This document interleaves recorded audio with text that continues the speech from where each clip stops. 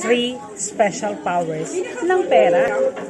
Ang pera, hindi napapagod. Ang pera, hindi tumatanda. And lastly, ang pera, hindi nagkakasakit.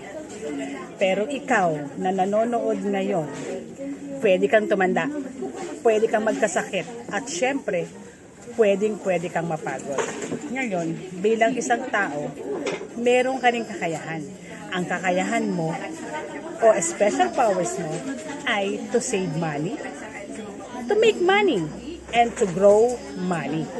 Dapat umpisahan mo nang mag-invest para dumating man ang pagkakataon na ikaw ay nagkasakit, napagod o tumanda, meron kang backup plan. Kasi pera mo na ang magtatrabaho para sa'yo. Kaya kung ako sa'yo, umpisahan mo na habang may oras ka pa. At may powers ka pa. By the way, kung gusto mo nang matuto kung paano mag-save ng money, to make your money and to grow your money, punta ka lang sa mga IMG Financial Centers o sa mga IMG members. Basta ang tip ko sa'yo, join ka sa IMG community.